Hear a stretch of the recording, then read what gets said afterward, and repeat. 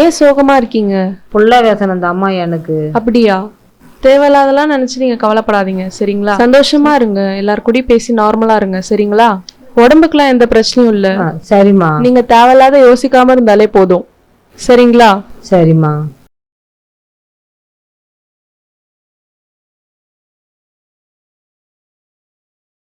தேவையில்லாத சிந்தனையா?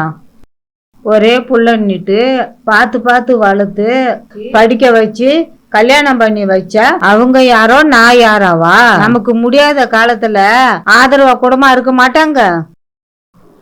உங்க வீட்டுல என்னதாம்மா பிரச்சனை? எனக்கு ஒரே பையம்மா.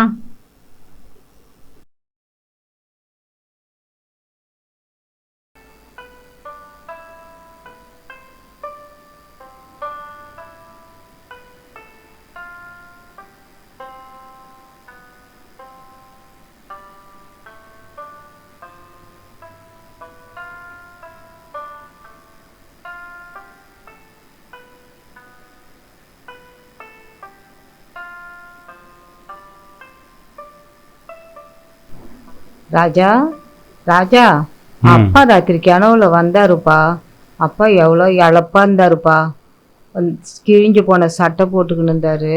பார்க்கறதுக்கே பாவமா இருந்தாரு. வந்து சாப்பாடு கேட்டாருப்பா. அப்படியா? இந்த போடுறேன்னு ஏன் தான் அதங்காட்டி மூச்சிக்கணும்பா. காலையில மனசே சரியில்லைப்பா. ஏதாவது 10 இல்லாதப்பட்டவங்களுக்கு துணியும் சாப்பாடும் கொடுத்தா நம்ம அப்பாவுக்கு செஞ்ச மாதிரிப்பா.